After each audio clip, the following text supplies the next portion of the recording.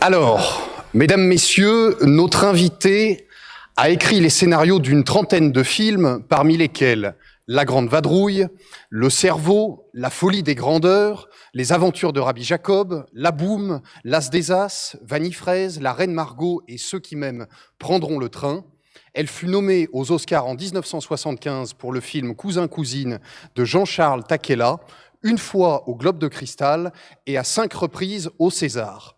Elle a réalisé 6 films, parmi lesquels La Bûche, Fauteuil d'orchestre et Dans notre bonne ville d'Aix-en-Provence, bien sûr, Cézanne et moi. Elle est la fille du réalisateur Gérard Houry et de la comédienne Jacqueline Roman, la belle-fille de Michel Morgan, la mère de la psychologue Caroline Thompson et du réalisateur Christopher Thompson. Avant qu'elle ne nous rejoigne, pour l'accueillir et avec votre complicité, je vais vous demander de jouer le rôle des villageois dans La Folie des Grandeurs. Mais si possible, de le faire sur le même ton que les villageois. Forcément, vous voyez la scène. Donc, vous répétez après moi. Viva Doña Thompson. Parfait. Viva notre bienfaitrice. Viva notre grande amie. Olé. Mesdames, Messieurs, Daniel Thompson.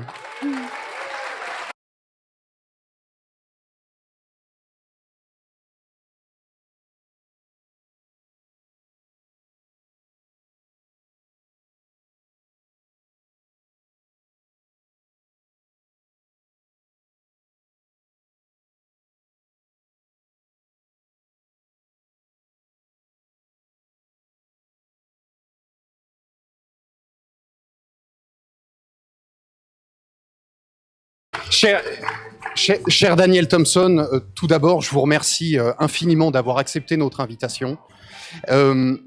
Pour préparer cet entretien, je me suis appuyé sur plusieurs interviews que vous aviez données et sur le très bel ouvrage que vous aviez publié au moment du centenaire de la naissance de votre père, Gérard Houry, Mon père, l'As des As, publié aux éditions La Martinière en 2019, dans lequel on trouve des facsimilés, des scripts des films, des photos, des feuilles de service de tournage et énormément d'anecdotes. C'est un très beau livre. Vous pourrez le retrouver à la sortie d'ailleurs. La semaine dernière, vous étiez à la cérémonie d'ouverture du Festival de Cannes quand a été remis une palme d'or d'honneur à l'actrice américaine Meryl Streep. Vous êtes aujourd'hui à Aix où vous aviez tourné, donc Cézanne et moi, il y a 8 ans. Êtes-vous heureuse de vous retrouver parmi nous? Mais je suis ravie. C'est même une des raisons pour lesquelles j'ai répondu très vite que je serais très contente de venir ce soir, de revenir à Aix, parce que j'ai évidemment des grands souvenirs de ce travail qui a été passionnant, qui a été ce tournage de film et qui a été un moment très particulier, parce que c'est vrai qu'on ne tourne pas toujours dans des endroits qui sont aussi chargés de mémoire et de lumière aussi sublimes et qui ont rayonné dans le monde entier. Donc ça m'a enchanté de revenir ici. Pour cet entretien, je vous propose de retracer un peu le fil de votre vie. J'ai, comme à mon habitude, énormément de questions, exactement 7 pages de questions. Ce que je vous ai proposé... On n'y arrivera pas. Je doute qu'on y arrive, mais ce que je vous ai proposé quand vous êtes arrivé, c'est que si certaines questions vous ennuient parce qu'on vous les a déjà posées des dizaines de fois, à ce moment-là, vous me dites joker et on passe à la question suivante, en espérant que vous ne disiez pas ça à l'ensemble des questions que j'ai préparées. Je vous propose de commencer peut-être par vos débuts, votre enfance, la famille. Vous êtes né en 1942 à Monaco, où vos parents s'étaient réfugiés pour fuir l'occupation allemande. Quels souvenirs vos parents vous ont-ils transmis de la guerre et de l'occupation ? Alors, ce sont des souvenirs très mitigés, parce que bien sûr, tout ça, ça fait partie d'une page de l'histoire qui n'est vraiment pas très joyeuse. Et pourtant, c'était des gens qui avaient 20 ans, tous les deux, qui étaient donc très jeunes, qui s'étaient rencontrés au cours Simon, quand ma mère avait 17 ans et mon père 18 ans. Donc, c'est vraiment une très jolie histoire d'amour qui a tout à coup été... très bousculé par l'arrivée des Allemands et l'invasion des Allemands, évidemment, en 1940. Alors, c'était très curieux parce qu'en fait, mon grand-père maternel était juif et ma grand-mère paternelle était juive. Je dis ça parce que c'est important par rapport à ma naissance, qui était que ça me mettait selon les fameuses lois horribles du régime nazi, j'avais des grands-parents un peu trop nombreux dans ce domaine. Et donc, en effet, alors je repars un peu en arrière, donc mes parents se sont sentis menacés. Mon père était rentré tout jeune à la Comédie Française. Il avait une carrière assez fulgurante qui semblait commencer avec un tout jeune homme qui joue Britannicus à la Comédie Française. C'était extrêmement prestigieux. Mais la Comédie Française, c'était l'État français. Et l'État français, c'était tout à coup les fameuses lois où, monsieur Horry, vous êtes juif, vous ne pouvez plus travailler pour l'État français. Donc, d'une certaine manière, je pense que ça leur a sauvé la vie, puisque ça a fait qu'ils ont réussi à passer en zone libre. Et puis, ils se sont installés à Marseille, et puis ensuite à Monaco, qui semblait, étant donné le statut de la principauté, un endroit un petit peu moins dangereux, même que le reste de la zone libre. Et puis, ça s'est avéré ne plus être du tout protégé. Et ils ont réussi à partir en Suisse quelques mois après ma naissance. Donc voilà. Alors là, tout ça, bien sûr, je m'en souviens pas. J'ai évidemment reçu cette histoire qui m'a été racontée avec des souvenirs de jeunes gens amoureux qui tout à coup se retrouvent avec un bébé dans des circonstances pas faciles, mais avec la jeunesse et puis l'amour du théâtre, puisqu'il s'agissait beaucoup de théâtre à l'époque. Avant de rallier la Suisse, vous avez déjà raconté une anecdote assez incroyable qui témoigne du caractère de votre mère, Jacqueline Roman. Pour protester contre les discriminations, les lois raciales auxquelles se heurtait Gérard Houry, alors qu'elle était enceinte de vous, elle a disparu et elle s'est rendue à Vichy dans l'espoir de rencontrer le maréchal Pétain et de le convaincre de l'injustice faite au sort des Juifs de France. Oui, je crois que voilà, c'était une grande naïveté et dangereux en plus. Mais voilà, elle était partie faire cette démarche d'une jeune fille qui trouvait que peut-être elle pouvait changer quelque chose à cet abominable engrenage qui était en train d'envahir le pays. Et bien entendu, ça n'a eu aucun effet. Elle a été reçue par monsieur Viala, je crois qu'il s'appelait. Xavier Vallat. Quand elle est arrivée à Vichy, c'est Xavier Vallat qui était le commissaire aux affaires juives. Déjà, le titre est charmant. Et donc, il l'a très mal reçue, et en lui disant que c'était vraiment dommage qu'elle soit amoureuse d'un homme juif. Alors en plus, comme tout ça est encore beaucoup plus compliqué, parce que finalement, le vrai père de mon père n'était pas juif, mais c'est une histoire de famille et de secret de famille. Donc, mon père s'était appelé Tenenbaum parce que c'était le nom du mari de sa mère. Enfin bref, je pense qu'elle a dû essayer aussi d'expliquer. Enfin, je ne sais pas comment elle a fait, mais ça n'a rien donné. Mais tout ça, ce sont des histoires qui sont très passionnantes et que j'ai évidemment entendues dans toute ma vie. Évidemment, je vous ai posé cette question de l'expérience de la guerre par vos parents, puisque ça fera écho plus tard dans notre conversation à la Grande Vadrouille, et puisque vous venez de dire à propos du père véritable de Gérard Houry, fera écho à l'As des As, mais nous aurons l'occasion d'en reparler dans la suite de notre conversation. C'est un entretien très très personnel, je ne m'attendais pas du tout à ça. Je ne m'attendais pas du tout à ça. Quels sont vos premiers souvenirs de cinéma ou de théâtre, ceux que vous associez à l'enfance? Est-ce que vos parents vous emmenaient sur les tournages? Oui, je me souviens. Alors, je pense que ma première visite sur un plateau, et ça m'avait quand même beaucoup impressionnée parce que j'étais une petite fille, mon père a joué le roi de France dans un film sur Duguesclin. Je ne me souviens même plus quel était le nom du roi de France. Peut-être que quelqu'un de très savant ici se souvient de qui était le roi de France pendant Duguesclin. C'était pas François Ier, si? Peut-être. Non, je crois pas. Ça me paraît tardif, François Ier. Oui, bref, je suis incapable de donner la réponse. Nous n'avons pas un agrégé d'histoire ici qui va nous donner la bonne réponse. Mais il jouait le roi de France, et donc je suis arrivée. J'entends Louis le Bon au hasard. Oui. Alors, je suis allée sur le tournage et j'étais évidemment très impressionnée parce que c'était les costumes de l'époque. Alors, il y avait un personnage qui était sur le plateau, mais alors ça, je vous avoue que je le sais, mais je ne m'en souviens pas, qui était Louis de Funès, qui jouait un hallebardier. Peut-être aussi autre chose, parce que voilà. Mais donc, c'était un moment d'ailleurs où ces deux hommes se sont rencontrés, et se sont liés d'amitié. Et donc, c'est passé en Bretagne, je me souviens, tout près d'un château d'époque. Et c'est vrai que pour un enfant, c'est assez spectaculaire. Et je me souviens de ce tournage, d'autant plus que mon père avait une scène où il était dans une armure et que j'ai une photo de lui. Je ne crois pas que j'ai assisté à ça, mais j'ai une photo de lui parce que mon père avait une faculté formidable pour se reposer. Il pouvait se poser n'importe où et s'endormir 10 minutes. Et donc, j'ai une photo de mon père endormi dans son armure avec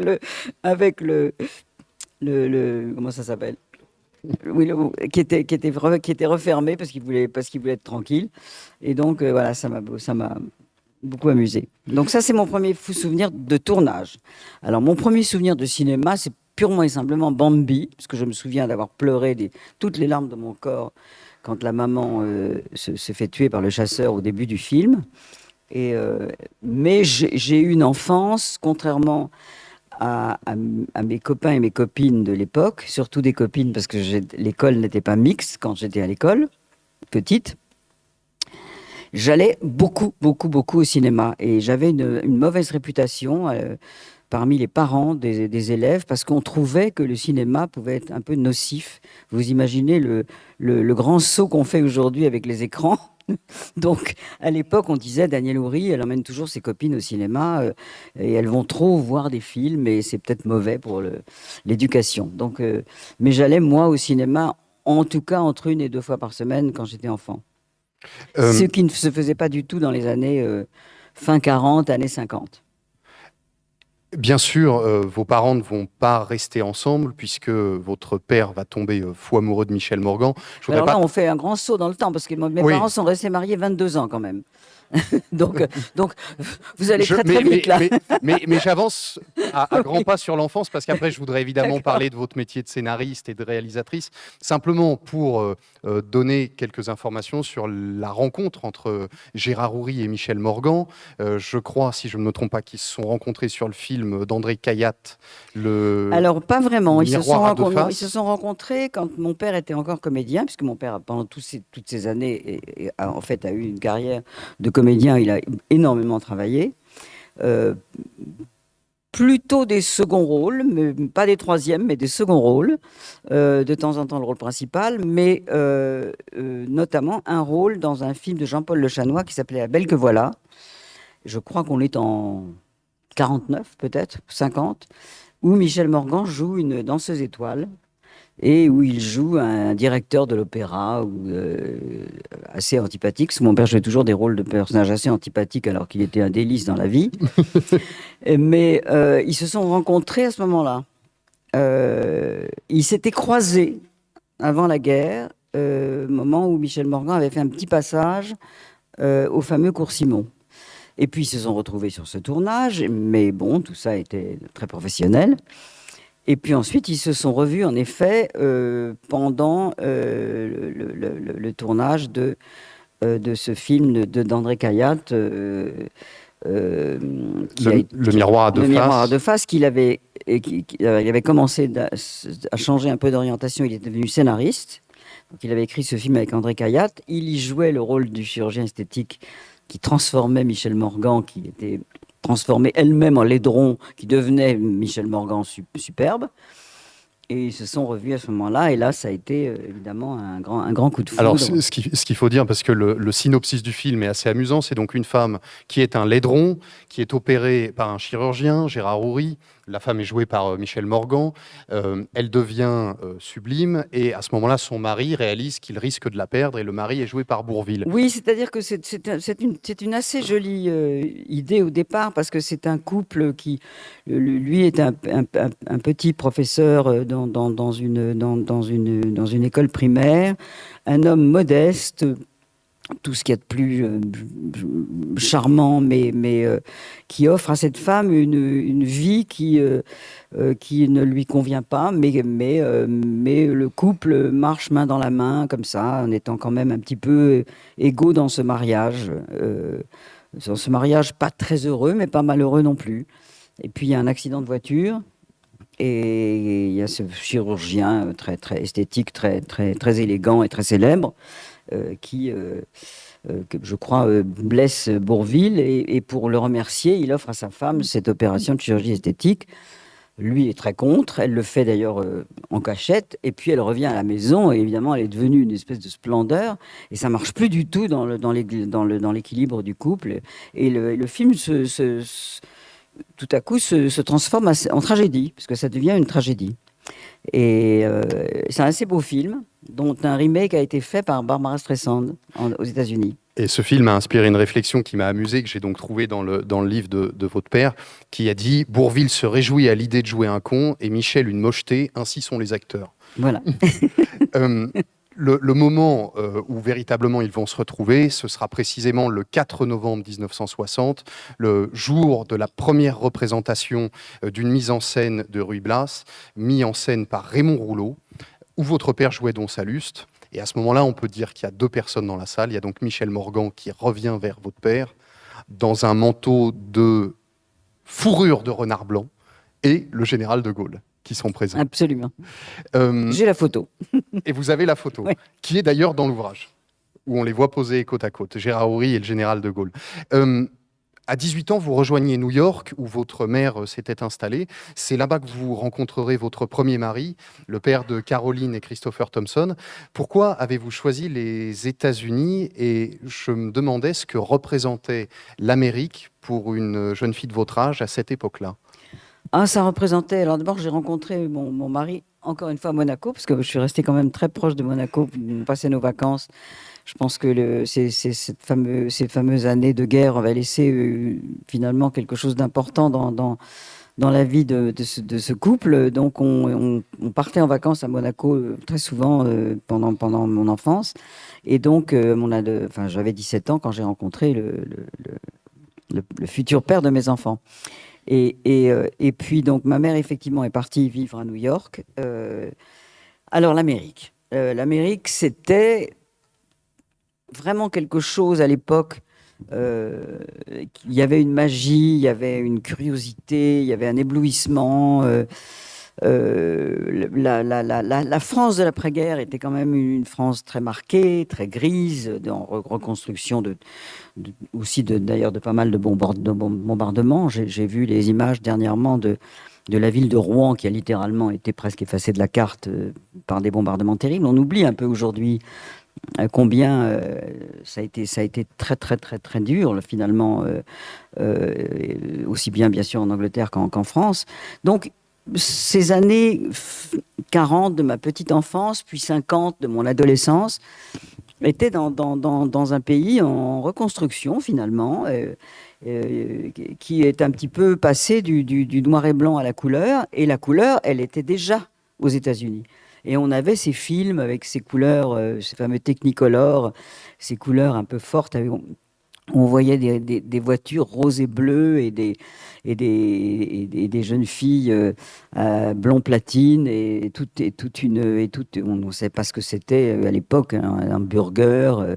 Enfin, on se rend pas compte quand même de la France de l'époque. C'était quelque chose qui était encore quand un peu faisait partie un peu du siècle dernier, alors que l'Amérique était partie déjà vers l'avenir. Et donc, c'est vrai que pour les garçons et les filles entre 15 et 18 ans, on attendait les disques d'Elvis Presley, des Platters. On les avait 6 mois après. Il fallait attendre. On savait qu'ils existaient aux États-Unis. On les avait pas. On voyait ces films qui étaient évidemment le cinéma américain de l'époque. C'était magique. Donc c'est vrai que l'Amérique était oui, un espèce de rêve. Et j'étais très très heureuse de partir là-bas, et je ne savais pas du tout que j'allais y vivre 10 ans. Et donc le cinéma a joué un rôle dans votre expatriation? Ou Sûrement, c'était l'Amérique, oui. Sûrement. Je pense que le rêve cinéma jouait un moderne. rôle énorme. Les Américains ont compris très tôt d'ailleurs que c'était un outil de propagande gigantesque. Et le cinéma américain avait envahi de nouveau évidemment l'Europe alors qu'il était interdit pendant la guerre. Il n'y avait pas de film américain, évidemment, en France pendant l'occupation. Et tout à coup, ça a été un vent de liberté formidable que ces films qui sont arrivés en rafale. Je me souviens une projection de Autant en emporte le vent après la guerre. Et voilà, c'était quelque chose qui nous impressionnait, nous, beaucoup plus que le public d'aujourd'hui et que certainement les jeunes d'aujourd'hui, où tout est mélangé. Le premier grand succès de Gérard Houry est aussi le premier film pour lequel vous allez participer à l'écriture du scénario. Nous sommes en 1965 et vous avez à l'époque 22 ans. C'est ce qui va vous faire revenir en France, d'ailleurs. Qui a proposé à l'autre de travailler ensemble? Est-ce vous ou Gérard Houry? Alors, ça s'est pas vraiment passé comme ça. D'abord, je vivais toujours aux États-Unis. Je revenais souvent en France, voir mon père notamment, et je revenais en France. Et donc, je reprenais, mais quand j'étais à Paris, mes vieilles habitudes d'adolescente, qui étaient que je rentrais dans le bureau de mon père, j'allais me cacher comme une petite souris dans un petit fauteuil dans un coin, et j'écoutais les scénaristes qui travaillaient. Et donc, je ne me rendais pas compte que j'étais en train d'apprendre un métier. À l'époque, il n'y avait pas toutes ces écoles de cinéma. Il y avait des écoles techniques comme la FEMIS déjà, euh, mais on n'apprenait pas l'écriture des scénarios. Et puis moi, j'avais la chance d'être là et d'entendre comment ça se passait, comment voilà, on écrivait des tonnes de notes, on créait des personnages, on déchirait les papiers. C'était plein de papiers à l'époque. On construisait petit à petit une histoire. Donc, donc quand il a commencé à écrire ce scénario du Cornio avec Marcel Julien, je me suis mis dans un petit coin et puis finalement, je me suis mêlé, je me suis mêlé aux apports d'idées. Et si, et si, et si, c'est la phrase la plus utilisée dans les conversations de scénaristes. Et si il faisait ça, et si il disait ça, et si il se passait ça. Et donc, en effet, je suis rentrée un petit peu comme ça dans l'équipe. Ça s'est fait naturellement. Ça s'est fait naturellement. Évidemment, ce film a changé la vie de mon père. Finalement, d'ailleurs, la mienne aussi. Mais enfin, tout à coup, il avait fait 4 films avant qui avaient été le premier carrément un échec, puis un film, puis un pas trop mal, puis un autre un peu plus de succès, et puis celui-là tout à coup a fait exploser sa vie professionnelle, et donc le succès a été une déferlante magnifique.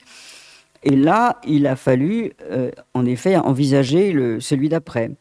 Et bon, comme tout le monde s'en souvient probablement, la fin du Cornio avec ce couple qui éclate de rire dans la voiture, tout le monde pensait qu'il allait vouloir écrire la suite des aventures de Saroyan enfin de Bourvil et de Funès. Il avait envie de travailler avec Bourvil et de Funès de nouveau, mais il voulait absolument pas écrire une suite, ça l'embêtait, ça ne l'inspirait pas du tout. Et donc, il a récupéré un ancien scénario d'une histoire qui ne s'était jamais faite, jamais montée, qui s'appelait Lily et Lulu, qu'il avait écrit avec Jean-Charles Takela, et qui était l'histoire de 2 sœurs jumelles, qui l'une était bonne sœur et l'autre dirigeait un bordel. Elles avaient donc choisi des destins très différents. Et leur tombaient dessus des aviateurs anglais pendant l'occupation. Et donc, il a ressorti ce scénario, et dont il ne reste vraiment pas grand-chose à part l'idée de départ, qui est quand même importante. Et donc, il a décidé de partir dans cette nouvelle aventure. Et c'est là que lui m'a demandé si ça m'intéressait de travailler, de rentrer dans l'équipe qui était donc composée déjà de Marcel Julien, qui avait travaillé sur le Cornio. Marcel Julien était un auteur, un type délicieux et drôle et plein de talent, qui avait écrit pas mal de bouquins justement sur la Deuxième Guerre mondiale, qui est devenu d'ailleurs en cours de route pendant qu'on travaillait dans les années qui ont suivi, qui est devenu le patron de Antenne 2, puisque ça s'appelait comme ça à l'époque, et qui était aussi un directeur d'une maison d'édition. Enfin bref, donc je suis effectivement rentré dans cette équipe, et c'était, je pense, beaucoup une manière pour mon père de me faire revenir beaucoup plus souvent en France, ce que j'ai fait. Avec La Grande Vadrouille dont vous avez parlé, évidemment, du point de vue du succès public, vous entrez véritablement dans une autre dimension. Le film sort en 1966. Il va rassembler 17 millions de spectateurs et restera durant 41 ans le plus gros succès du cinéma français, jusqu'à être à ce moment-là dépassé par Bienvenue chez les Ch'tis. Mais je voudrais revenir un peu sur votre collaboration avec votre père. À ce sujet, vous avez une phrase qui m'interpelle. Vous écrivez: dans ce souci de me faire collaborer avec lui, il n'y avait pas que le souci de me récupérer, de vous faire revenir dans son giron. Ce qui l'a d'abord amusé et intéressé, c'est la confrontation des générations. Votre père a voulu travailler avec vous. Vous-même, vous avez travaillé avec votre fils, Christopher Thompson. À quoi cela sert-il dans l'écriture du scénario d'un film travailler avec des jeunes? C'est très très important parce que ce sont des points de vue différents, parce qu'on imagine tout à coup, les uns et les autres d'ailleurs, ont tout à coup surgi une idée que l'autre n'aurait pas eu parce qu'il y a 20 ans, enfin en tout cas c'était une toute petite génération, j'avais 20 ans de différence avec mon père, enfin 22 ans. Mais puisqu'on prend par exemple l'exemple de La Grande Vadrouille, ces deux hommes donc, qui travaillaient avec moi sur ce scénario, enfin avec lesquels moi je travaillais sur ce scénario, ils avaient connu la guerre. Ils avaient connu la guerre en plus à 20 ans. Ça leur avait pourri la vie pendant de 20 à 25 ans. C'était vraiment franchement pas drôle d'avoir cet âge-là en 40. Et ils avaient vécu tout ça, et ils avaient vécu tout ça dans leur chair, dans leur peur, dans tout ce que ça avait impliqué en ayant eu faim, en ayant été très, très, euh, très miraculé de s'en sortir. Mais moi, j'étais beaucoup plus relax, j'avais pas vécu tout ça, et justement, le côté est-ce qu'on peut rire de tout, puisque c'est une question qui se pose tout le temps, encore beaucoup aujourd'hui. Je vous rassure, je Il ne y l'ai pas avait... prévu. Pardon? Je n'ai pas prévu de vous la poser. Non, mais c'est vrai qu'il y avait de temps en temps chez eux une sorte d'inquiétude, de pudeur de ces événements. On est quand même, on écrit ça en 65, on est donc 20 ans après la libération, c'est très peu. Et donc, il y avait chez moi, je pense, quelque chose de très peut-être naïf, de très ouvert, et qui libérait beaucoup de choses. Ben oui, ben bien sûr, ben ça c'est drôle et pourquoi pas. Et donc, alors qu'il y avait quelquefois une frilosité. C'est un exemple typique de ce que peut apporter quelqu'un d'une autre génération. Et plus précisément, avez-vous le souvenir au moment de la préparation de La Grande Vadrouille d'une idée de gag pour lequel Marcel Julien et Gérard Houry étaient plutôt réticents, et vous leur avez dit ça ne pose pas de difficulté, on peut... Oh non, alors là, non, Non, je peux pas. Alors, Joker. en lien avec le souvenir de la guerre. Joker, allons-y. Alors, je me souviens plus. Alors, au-delà de La Grande Vadrouille, et toujours dans cette idée de travailler avec des jeunes qui permet aussi de se libérer, peut-être, d'être moins scrupuleux dans le choix des gags, est-ce que il y avait dans votre travail à six mains, à tous les trois, des sujets tabous? Est-ce que il y avait des thématiques que vous vous interdisiez, a priori, ou pas du tout? Non, je pense pas. Mais enfin. Ou qui vous gênaient aux entournures? Non, mais on n'en parle pas de cette manière, mais enfin, ce sont des comédies grand public. On n'est pas dans des. Je pense que je pense que le tabou, c'est peut-être la vulgarité.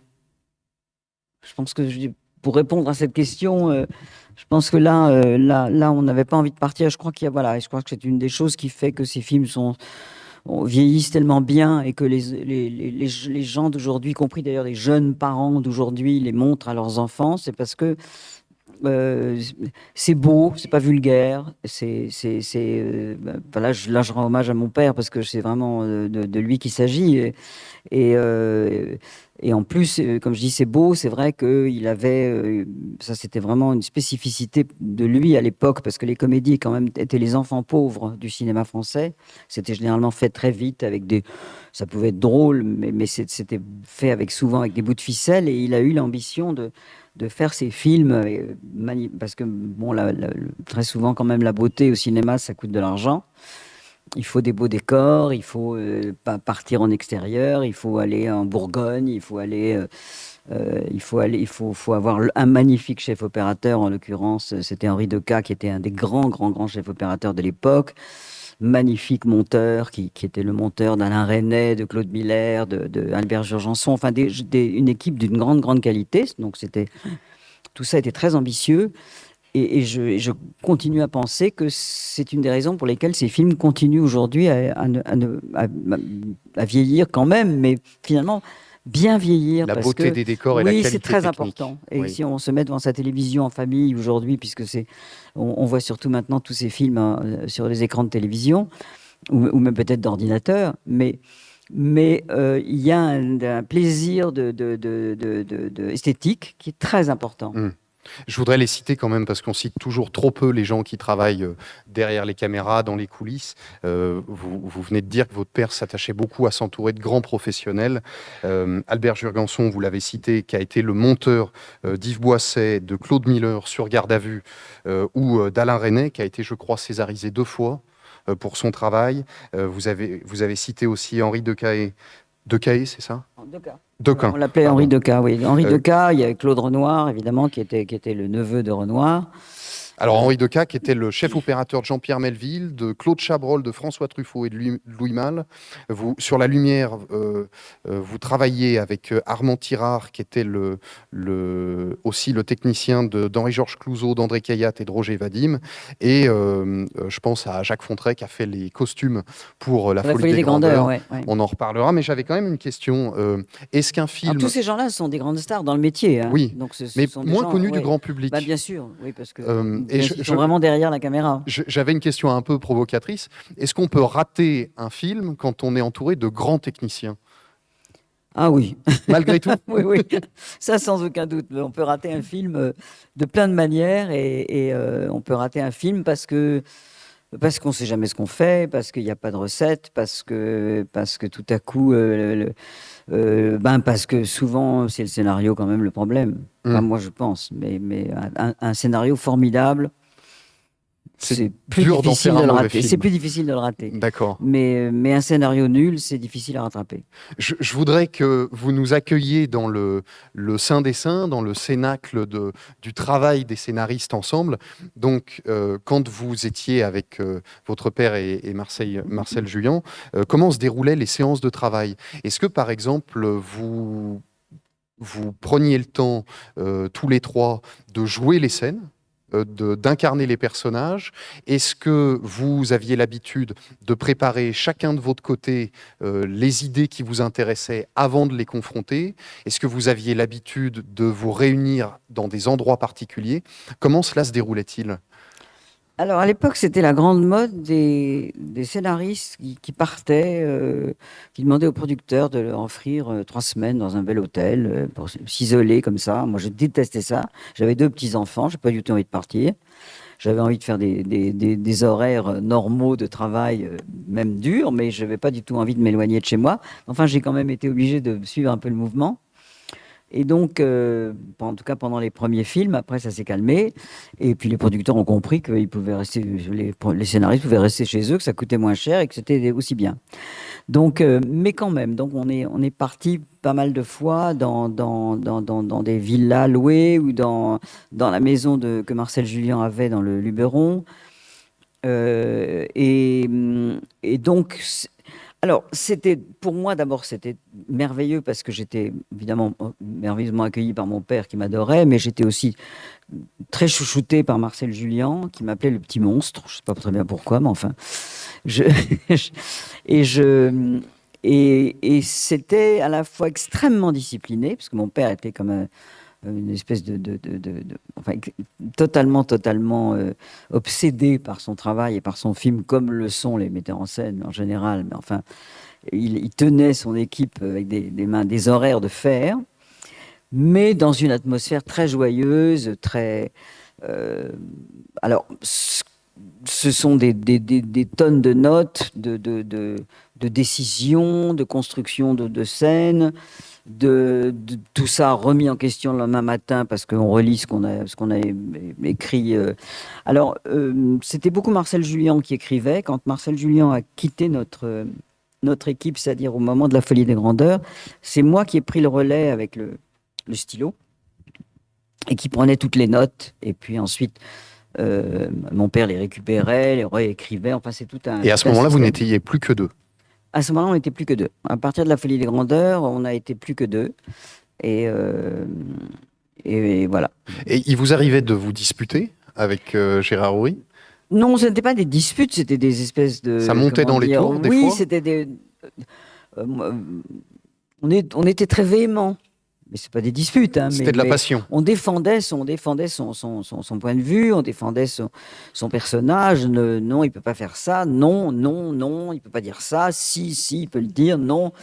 Et puis voilà. Et puis le lendemain, on relisait les scènes. Et puis on avait dormi dessus. Et puis on trouvait plus ça bien. Et puis on les virait dans la corbeille à papier, puisque tout ça c'était sur du papier. Et donc, oui, enfin, c'est un travail un artisanat, en fait, complètement. Mais c'était dans la bonne humeur.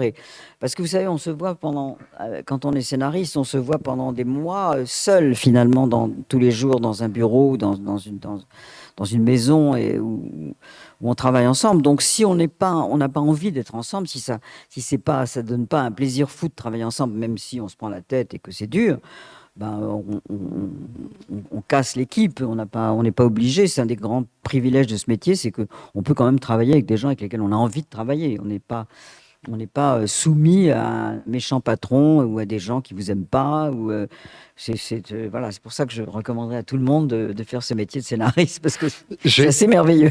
J'ai noté une phrase du réalisateur américain Quentin Tarantino. Je voulais savoir si c'était un sentiment que vous partagiez.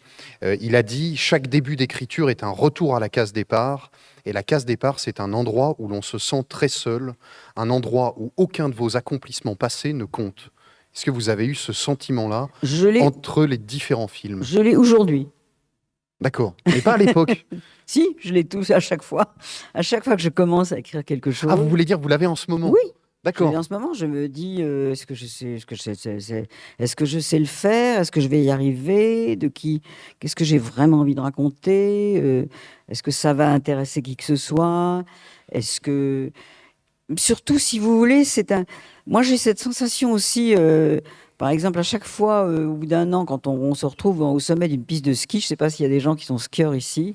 Moi, depuis toujours, j'ai la sensation, quand je remets mes skis pour la première fois, je me dis, mais je vais jamais savoir descendre là. Je vois le truc en bas, là, je me dis, mais c'est pas possible. C'est comme ça. J'adore skier, donc mais il faut se jeter dedans, il faut se jeter dans la pente. Ceci dit, voilà, très vite, vous prenez la pente. Il faut se jeter dans la pente. Et c'est exactement ce qu'on ressent au moment du début d'un scénario. Et puis petit à petit, on a des réflexes qui reviennent un peu, mais c'est une nouvelle aventure à chaque fois. Et avec mon grand âge aujourd'hui, je continue à me dire, est-ce que je vais y arriver? Vous restez intranquille. Oui. Pour écrire un film, il faut tout noter, et surtout entre les tournages. Votre père avait l'habitude de noter toutes ses idées de gags, des bribes de conversation qu'il glanait dans la rue ou dans toutes les circonstances de la vie quotidienne, dans un dossier vert sur lequel il était marqué gag. Dans ce dossier, il y avait aussi des cuirs, qui est le nom qu'on donne à ces fautes de langage, par exemple dire un violon d'Inde au lieu d'un violon d'Ingres. Et puis, il y avait des articles de presse, beaucoup. Est-ce que, pour être un bon scénariste, il faut suivre l'actualité au jour le jour, noter tout ce qui se passe, être branché sur la radio et la presse? Non, mais tout à coup, lire quelque chose qui vous chatouille la tête. Alors, par exemple, il y a maintenant donc une dizaine d'années, même un tout petit peu plus, je lis dans un magazine d'art le fameux article, je m'en souviens très très bien, où je découvre ce que je pense, vous les Aixois, vous savez depuis toujours, mais que moi je ne savais absolument pas. Je ne suis pas extraordinairement savante, mais je suis quand même un peu cultivée, et je ne savais absolument pas que Cézanne et Zola s'étaient rencontrés ici à l'école enfant. Toute la trajectoire de leur histoire de jeunes gens, des jeunes artistes luttant pour exercer leur art et cette amitié extraordinaire qui a été d'une incroyable, enfin une osmose inouïe entre ces deux hommes si différents l'un de l'autre, puis la fâcherie. Et là, je lis ça et je me dis, mais qu'est-ce que c'est que cette histoire? Mais bien sûr que j'avais lu beaucoup de bouquins de Zola, j'avais bien sûr vu beaucoup de tableaux de Cézanne, mais en fait, je pense que comme beaucoup de gens dans le monde et même en France, je ne savais pas du tout que cette histoire avait existé avec tellement d'intensité, d'intimité, de blessures au pluriel de l'un par l'autre. Et donc, c'est cette lecture-là, comme ça, qui m'est tombée dessus en feuilletant un magazine et qui a fait que j'ai travaillé pendant 4 ans sur ce film. Quand vos films sont sortis, ils ont eu évidemment un grand succès à l'international. Vous racontez une anecdote qui est la demande faite par le réalisateur mexicain Alfonso Cuarón d'intégrer un extrait de La Grande Vadrouille à son film Roma. Et en faisant cette demande, il vous avait avoué qu'enfant, il admirait ce film. Comment vous expliquez le succès des films que vous avez fait avec votre père dans le monde entier? Alors, c'est pas tous d'ailleurs, parce que je pense qu'il y a quelque chose de très très français aussi dans les films de mon père. Donc, mais il y a effectivement des phénomènes. La Grande Vadrouille, par exemple, je sais, est un film que tout le monde connaît en Chine. Et quand je dis tout le monde en Chine, c'est fait quand même du monde. Ah, oui. Donc, et c'est vrai que j'étais allé avec une délégation d'Unifrance, donc cet organisme qui emmène les films français à l'étranger. Donc on fait des voyages avec eux, on va présenter nos films partout à l'étranger. Donc je vais en Chine, il y a peut-être pour présenter Cézanne et moi d'ailleurs, il y a quelques années, avec une délégation de plein de metteurs en scène français. Et puis, une conférence de presse, et puis il y avait évidemment tous les journalistes avaient un curriculum vitae, et évidemment, sur le mien, il y avait marqué La Grande Vadrouille, qui a un nom chinois à dormir debout, puisque je crois que c'est la course du tigre à travers je ne sais quoi. Et donc, tout à coup, le public se fige, et il n'y en avait plus que pour moi. C'est-à-dire qu'on ne parlait plus à personne d'autre, on me posait des questions, on m'amenait faire une signature avec le maître d'hôtel de l'hôtel, la ministre de la Culture. Enfin, c'était absolument extraordinaire, parce qu'effectivement, ce film a été... bon, ça ne rapporte rien parce que les Chinois ne payent pas, donc malheureusement, j'aurais bien aimé avoir un euro par spectateur, mais non. Mais c'est vrai que ça, c'est assez phénoménal. Et alors, il y a en effet cette demande de Cuarón, donc mexicain, que j'admirais et que j'admire beaucoup. Et on me demande très souvent des extraits des films de mon père pour intégrer à l'intérieur d'un autre film. Et j'y fais très attention parce qu'il était très contre. C'est-à-dire que généralement, vous refusez? Non, en général, je refuse. Ouais, d'accord. Mais là, refuse. pour Alors, vraiment, Roma, vous aviez accepté. Que ce soit quelqu'un de tellement proche. Puis en plus, si on dit oui une fois, après, on est obligé, etc. Donc là, mais là, Cuarón, quand même, je me dis, c'est quand même... Donc, j'étais surprise. Et puis, en effet, je l'ai rencontré donc, plus tard, donc j'ai donné mon accord. Et je l'ai rencontré à la sortie de son film, parce qu'il est venu à Paris présenter Roma, qui est un film magnifique, que je recommande à tous ceux qui ne l'ont pas vu, c'est Splendeur. Et donc, il y a une scène qui est très, très, très dramatique d'ailleurs, dans une salle de cinéma, pendant ce film, et on voit derrière les images de la fin de La Grande Vadrouille avec les planeurs et tout ça. Et il m'a donc raconté qu'effectivement, enfant, il avait vu ce film plusieurs fois, que ça l'avait beaucoup marqué quand il avait 5-6 ans, et que c'est pour ça qu'il avait demandé cette permission, et donc c'est touchant. Alors, je pose la question à l'inverse. Là, j'ai parlé du succès de ces films à l'international. Est-ce que vous pensez qu'il existe une forme d'humour spécifiquement français, une forme d'humour non exportable en quelque sorte? Je sais que Michel Sardou avait dit une fois « Je suis comme le poireau, je fais de la musique non exportable ». Est-ce que on retrouve la même chose dans l'humour? Ça, c'est une question très difficile. parce que certains films, justement, alors puisqu'on parlait des films de mon père, certains films ont été des grands succès à l'étranger, d'autres moins. Euh, alors, et puis ça évolue beaucoup aussi. Moi, je me souviens quand j'étais enfant, on parlait toujours de l'humour anglais. Aujourd'hui, plus personne ne parle de l'humour anglais. Ils sont pourtant aussi drôles qu'avant. Euh, Il y a, il y a, il y a quelque chose quand même de très intrinsèquement euh, national, si j'ose dire, parce que euh, par exemple, les films italiens qu'on a adorés dans les années 60, tous les comédies de Sica, il y a quand même un charme italien. Alors là, du coup, ce qui s'exporte, c'est justement le fait que ce soit très différent de l'humour de chaque pays. Donc ça aussi, c'est une des raisons du succès des films étrangers les uns par rapport aux autres, c'est qu'on apprend tout à coup un humour qui n'est pas le nôtre. Et, euh, et je crois que ça fait partie de la raison du succès des films français ou des films, des films de partout. C'est quand c'est vraiment très drôle, c'est d'apporter aux autres pays cet humour qu'ils n'ont pas. Je sais que votre père professait la philosophie du tout est drôle, ce qui, quand je l'ai vu, m'a fait penser à une phrase de l'écrivain Georges Duhamel qui disait l'humour est la politesse du désespoir. Vous qui avez côtoyé tant de grands comiques qu'on aime tant, bien sûr Bourvil, De Funès, mais même Belmondo. Est-ce que vous avez constaté que la plupart du temps, les grands comiques sont des gens assez tourmentés ou au contraire qui sont des gens plutôt insouciants? Bon, Qu'est-ce que vous, insouciant, qu'est-ce que vous personne, avez déduit personne n'est insouciant. Mon expérience personnelle, c'est que bon, des gens comme Bourvil et Belmondo étaient des amoureux de la vie, donc des gens ouverts, drôles. Euh, alors vraiment, vraiment pas on l'a vu d'ailleurs pendant les dernières années de Jean-Paul Belmondo, euh,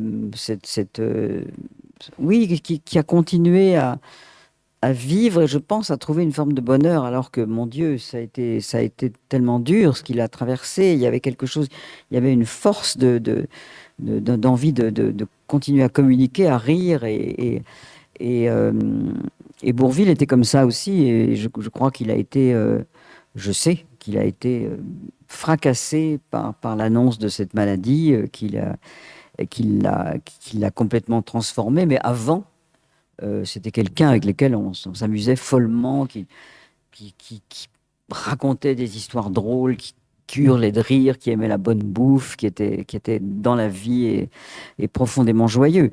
De Funès était un personnage beaucoup plus intériorisé, beaucoup moins facile d'accès, beaucoup plus dans une espèce de discrétion et très, très drôle, mais très pince sans rire. Donc c'est encore une autre forme d'humour. Alors, c'est très très différent. Je ne sais pas si Buster Keaton était drôle dans la vie, je ne sais pas.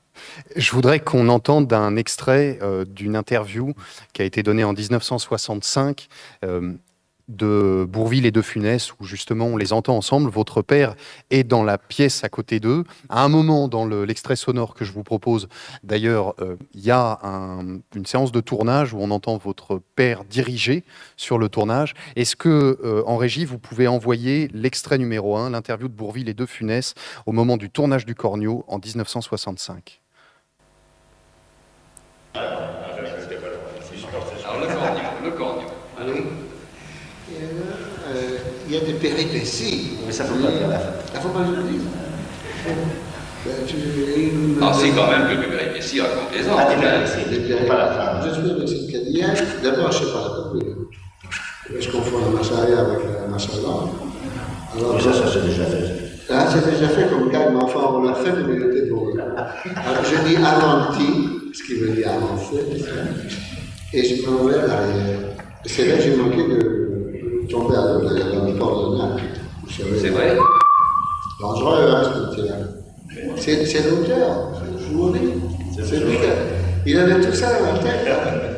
Je pensais bien que. Vous avez bien compris. Restez là, bougez pas. Non. Là, c'est Gérard Houry. Qu'est-ce que c'est que ce gars qui court comme un con là? Regardez-moi ça.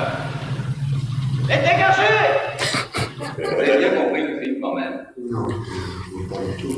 Ce sont des exécutants, ce sont des exécutants, je pense qu'on leur dit, ils ne pensent absolument pas. Et bref, évidemment, ils sont. Faut que j'ai l'air naïf, n'est-ce pas? Faut que j'ai l'air du gars qui comprend rien. Ah, parce que Lui, il est naïf et lui, il est diabolique. Alors, vous voyez, ça va. si j'avais des scénarios, j'aurais eu l'air trop intelligent. J'ai l'air du gars qui sait rien. Alors je compose pas. Ils m'amènent sur le plateau, puis ils font moteur. Alors je pars. Et il y a comme un blanc. Voilà, donc Bourvil, De Funès et Gérard Houry.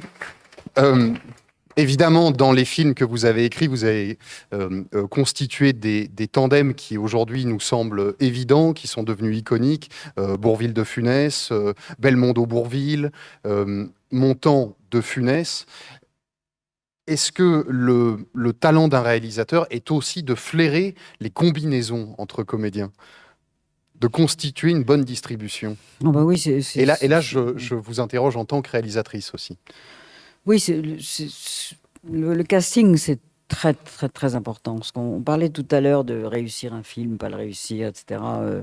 Je pense que si on se trompe sur le casting, on est mort. Parce que alors, bien sûr que c'est une question de talent, mais enfin, en général, on sait quand même qui sont les bons comédiens ou ceux qu'on n'aime pas ou avec lesquels on ne se sent pas d'atome crochu ou qui ne sont pas des gens auxquels correspondent les rôles. Mais ça, c'est un grand moment d'angoisse au moment avant le tournage du film, quand on va tout à coup commencer à téléphoner à X, Y, Z et à voir si ça les... Parce qu'il y a ceux qu'on veut, il y a ceux qui vont vous dire oui, et il y a ceux aussi qui vont vous dire non. Et quelquefois, d'ailleurs, c'est très important. Moi, je réagis beaucoup comme ça, parce que ceux qui disent non, les acteurs, ils ont beaucoup d'instinct. Et quand ils lisent un scénario, s'ils se disent que c'est pas pour eux, je pense qu'il faut les écouter. Alors maintenant, on peut aussi s'accrocher, essayer de les convaincre et être vraiment sûr de son coup. Toutes les combinaisons sont possibles, mais souvent, le fait qu'on n'ait pas justement la personne qu'on veut et qu'on en ait un autre va faire que c'était cet autre-là qu'il fallait. Vous venez de dire à l'instant, les acteurs ont beaucoup d'instinct, ce qui me fait rebondir sur une question que je vous avais réservée. Je ne sais pas si celle-ci, on vous l'a beaucoup posée. Est-ce que, elle est provocatrice forcément, est-ce que un bon réalisateur est nécessairement plus intelligent que ses acteurs? Autrement dit, est-ce qu'un acteur intelligent ne finit pas toujours, à un moment ou à un autre, par avoir la tentation de passer derrière la caméra? Alors, d'abord, mon père disait une chose qui exaspérait Michel Morgan. Il disait, les acteurs n'ont pas besoin d'être intelligents. Donc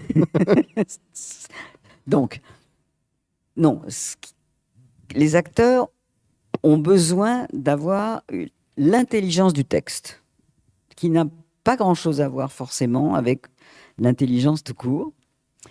Vous avez de tout parmi les comédiens, des gens brillants, des gens extraordinairement cultivés, d'autres qui n'en ont rien à fiche de rien, qui sont des gens instinctifs, des gens qui ont été avec des éducations incroyablement classiques et pointues, d'autres qui sortent de nulle part. Tout ça, ça se mélange et ça réagit. Et quelquefois, ça fait des grands comédiens. La plupart du temps, ça fait les grands comédiens, c'est autre chose. Et on le sait tous, parce qu'on connaît bien quand même aussi, on sait d'où viennent les gens et comment tout à coup, effectivement, une fleur pousse n'importe où, ou c'est tout à coup un bourgeois qui devient un voyou plus facilement. Enfin, tout ça est très, très intéressant. Mais l'intelligence du texte, ça, c'est quelque chose, moi, qui m'épate complètement, c'est que tout à coup, quelqu'un avec lequel vous n'avez pas forcément une conversation passionnante quand vous dînez avec lui, et puis tout à coup, il rentre dans le fameux texte. Et là, il y a effectivement un instinct, un talent, quelque chose qui fait que c'est extraordinaire. Et ça, ce sont des choses qui m'ont toujours, que j'ai trouvé toujours très attachant chez les comédiens, parce que les comédiens sont des gens voilà, quand ils deviennent quelqu'un d'autre, euh, tout à coup, il y a une lumière qui s'allume et c'est très, très remarquable. Alors, je vous pose la question suivante, qui est encore plus provocatrice, mais c'est vraiment pour le plaisir de la boutade. Avez-vous déjà été tenté par une carrière d'actrice?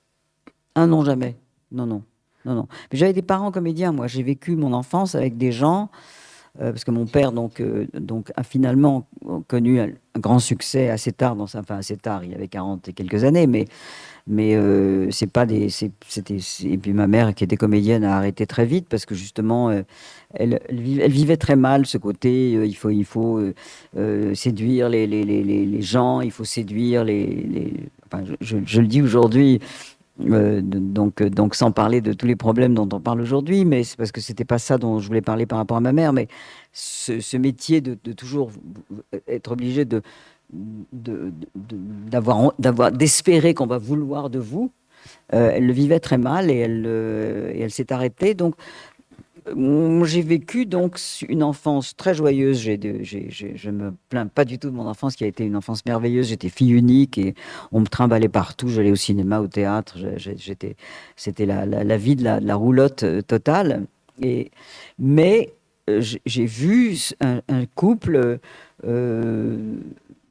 oui, souffrir d'attendre le coup de fil, d'attendre le résultat d'un casting, des essais. Est-ce qu'on va me prendre? Est-ce que je vais avoir du boulot? Parce que c'était des intermittents du spectacle, et parce que avant cette fameuse période magnifique des succès de mon père comme metteur en scène, c'est quelqu'un qui a beaucoup ramé. Et ça m'a pas du tout donné envie. En fait, je voulais être avocate. Ça va avec votre thème sur l'éloquence. Parce que je voulais être avocate, et j'ai d'ailleurs fait un an de droit, et puis je me suis embêtée. Donc, je suis partie après faire d'autres choses. Mais je n'étais pas tentée, non. Même Pas pour ce faire métier. des apparitions. Bon, en 1971 sort le film dont vous avez écrit le scénario, qui, à titre personnel, est mon favori, même si j'aime beaucoup Fauteuil d'orchestre par ailleurs.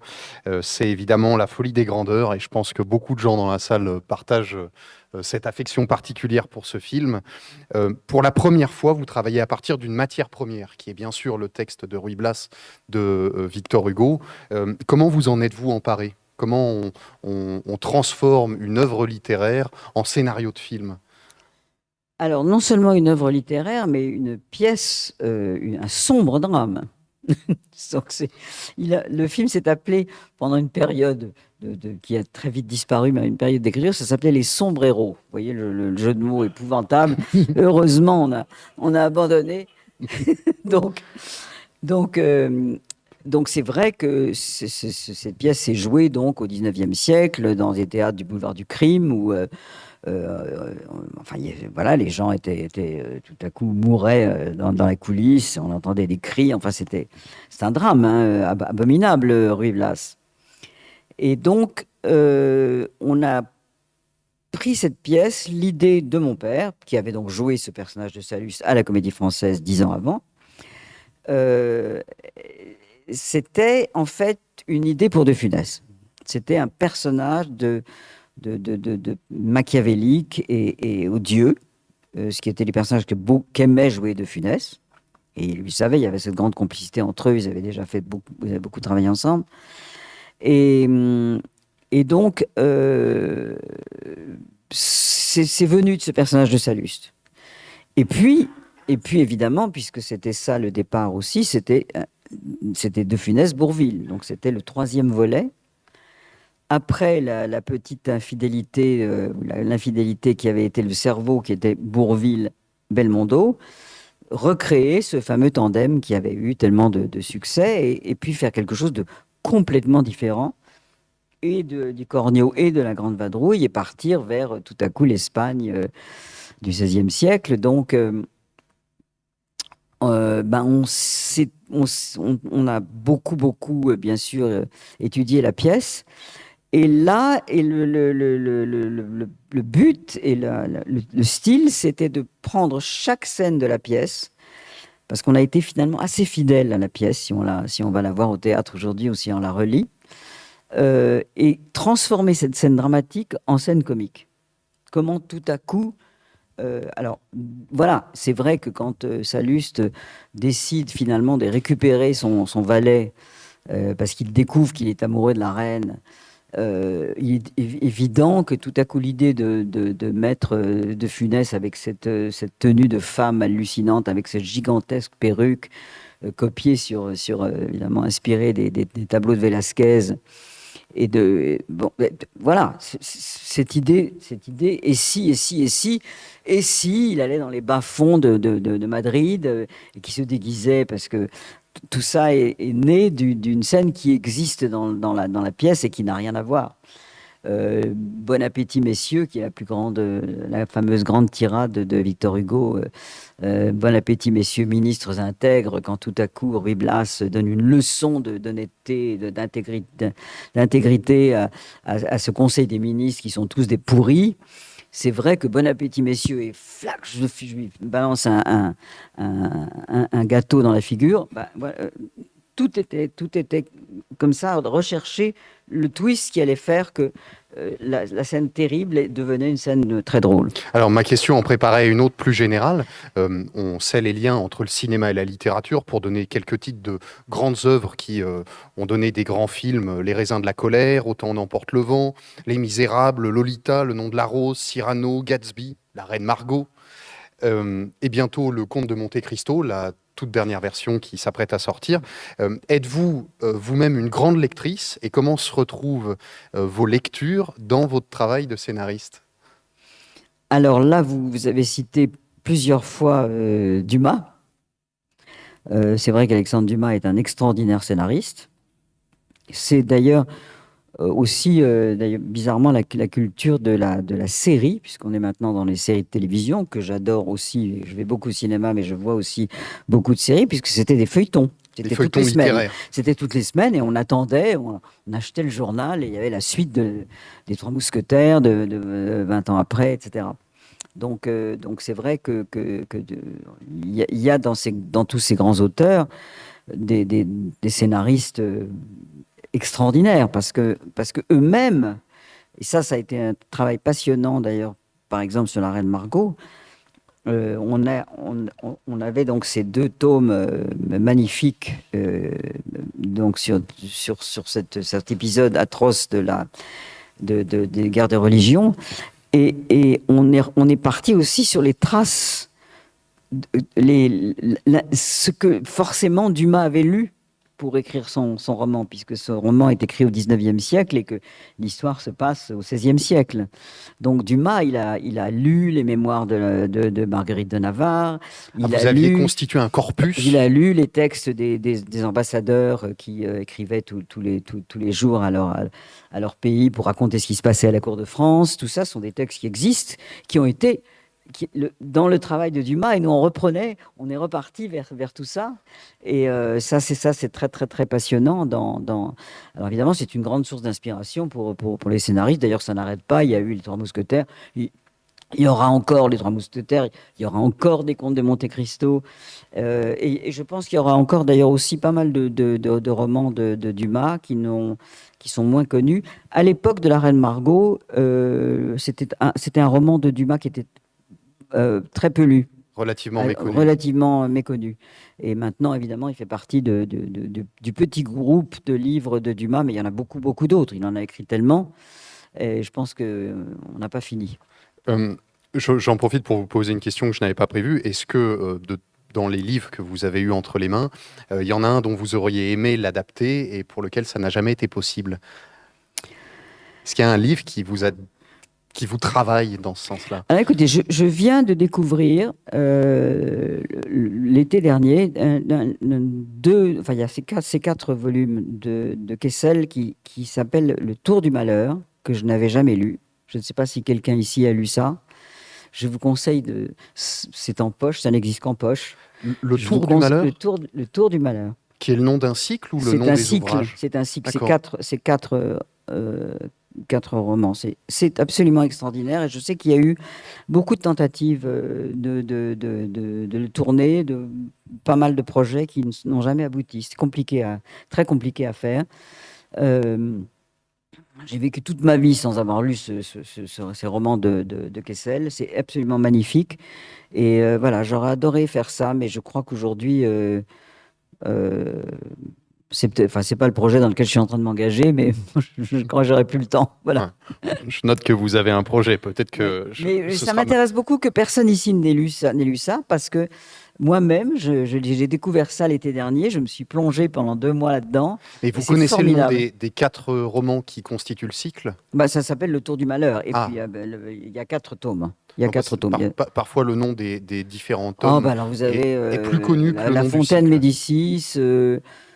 Mon Dieu, je me souviens plus des sous-titres, des titres de D'accord. chaque. Mais faut lire tout, hein, de toute façon. Donc, c'est une saga. Euh, J'en reviens à La Folie des Grandeurs, mon dada. Vous y avez fait Mais allusion. vous parlez de La Folie des Grandeurs, en fait, en disant que c'est la première fois que je travaillais sur un texte. Non, en fait, parce que j'avais une des toutes premières choses sur lesquelles j'avais travaillé, justement, sans travailler avec mon père quand j'étais très jeune, c'était les Claudines de Colette, que là, je pense beaucoup plus d'entre vous ont dû lire, qui sont des romans délicieux, qui ont été adaptés pour la télévision par Édouard Molinaro. Et il y avait donc 4 épisodes, puisqu'il y a 4 romans de Colette, qui sont les aventures de Claudine. Et j'en ai adapté 3. Et c'est Benoît de Groult qui en a adapté 1 et moi les 3 autres. Donc j'avais travaillé déjà sur une adaptation. J'avais aussi adapté un bouquin de Françoise Dorin, un livre qui s'appelle Va voir maman, papa travaille, avec Marlène Jobert et le merveilleux Philippe Léotard. Donc j'avais déjà travaillé sur des adaptations. Mais enfin, c'est vrai que la Reine Margot, c'était balèze. Si on a le temps, on reparlera de Patrice Chéreau. J'ai une question à son sujet. Évidemment, la disparition de Bourvil vous a obligé à trouver un remplaçant au rôle de Blaze dans La Folie des Grandeurs. Je voudrais qu'on entende l'extrait numéro 3, dont vous allez évidemment reconnaître la voix.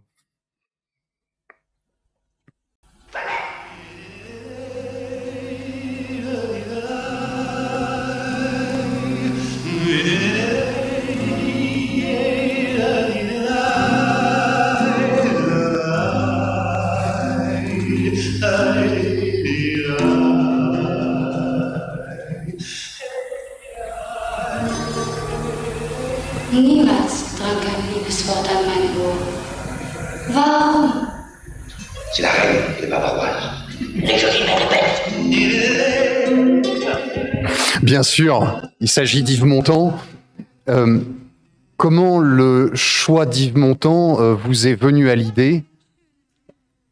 Et Alors, dans quelle mesure ça vous a obligé à retravailler le rôle?